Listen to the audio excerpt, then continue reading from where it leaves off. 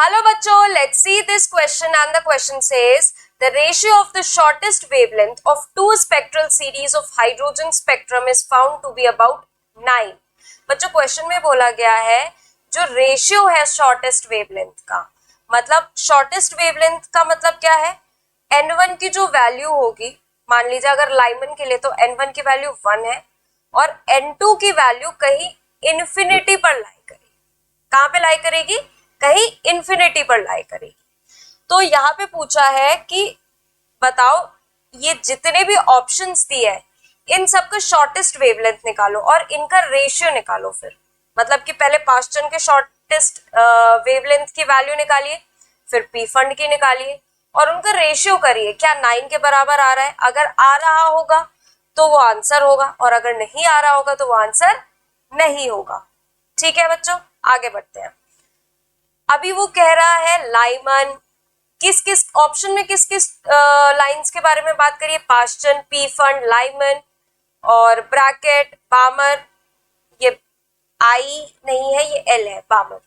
तो चलिए पहले हम एन में समझ लेते हैं कि कौन सी एन की जो वैल्यू है, जैसे 1 2 3, तो कौन कौन सी क्या लाइन रिप्रेजेंट करिए। अगर एन इज इक्वल्स टू 1 है तो ये लाइमन सीरीज के लिए है, मतलब अगर n1 की वैल्यू 1 है तो वो लाइमन सीरीज के लिए है। n1 की वैल्यू अगर 2 है तो वो बामर सीरीज के लिए है।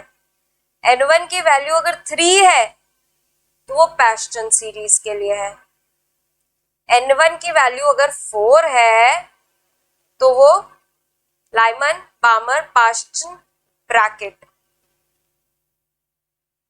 ब्रैकेट के लिए। ऐसी n5 पे पी फंड के लिए है। ठीक है बच्चों, आगे बढ़ते हैं। सबसे पहले हम रेशियो चेक कर रहे हैं तो पहले पास्टन के हम शॉर्टेस्ट वेवलेंथ निकाल लेते हैं। क्या बोला है? शॉर्टेस्ट वेवलेंथ, यानी कि n2 जो भी होगा, जो भी सीरीज, जो भी स्पेक्ट्रम बनेगा उसका n2 इंफिनिटी पर होगा। तो पहले हम अगर वेवलेंथ की बात करें पास्टन के लिए,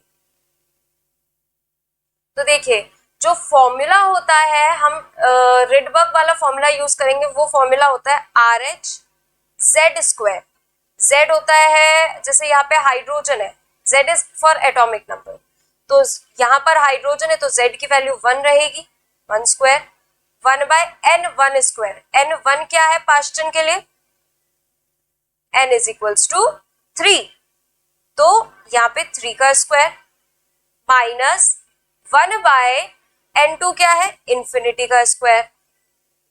ठीक है, वेवलेंथ ऑफ पास्टन सीरीज का जब हम निकाल रहे हैं तो हमारा निकल कर आया आर एच बाय 9, क्योंकि समथिंग अपॉन इंफिनिटी इज 0।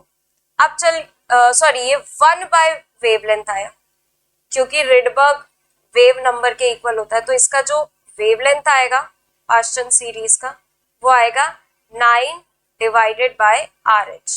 ठीक है, आगे चलते हैं। जब हम पी फंड के बारे में बात कर रहे हैं, जब हम पी फंड के बारे में बात करेंगे तो आर एच 1 का स्क्वायर 1 ही रहेगा, मतलब उसको लिखे ना लिखे एक ही बात है।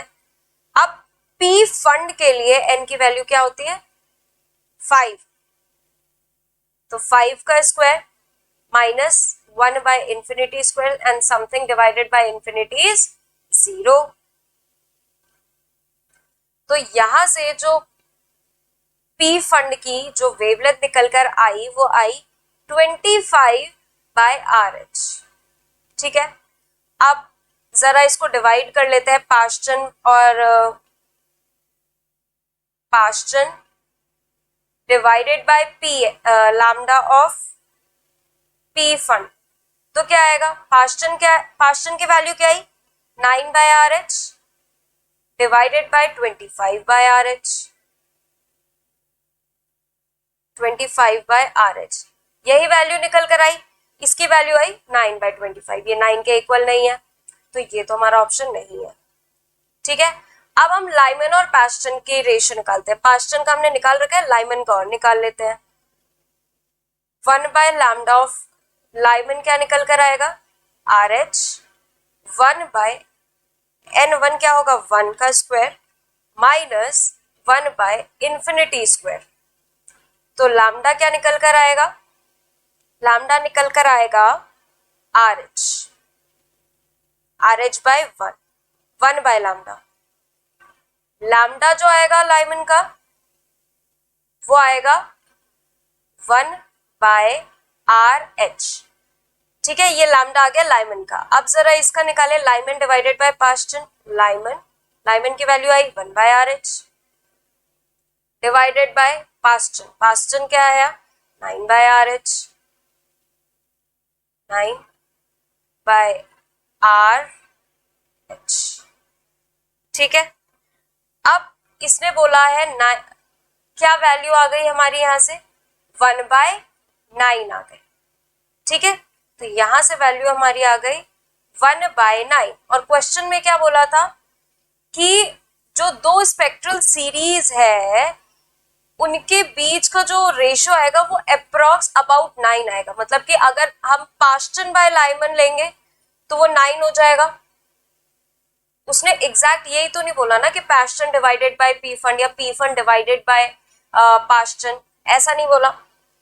यहाँ पे पी फंड को अगर हम पास्टन से डिवाइड करते तो भी हमारा 9 नहीं आता, 25 बाय 9 आता। But Lyman by Paschen 1 by 9 आ रहा है, पास्टन बाय लाइमन कितना आएगा 9 बाय 1। मतलब ये जो है ये इसके 9 टाइम्स है। तो हमारा करेक्ट ऑप्शन होगा ऑप्शन नंबर 2, क्योंकि ये एमसीक्यू है तो हम आगे चेक नहीं करेंगे।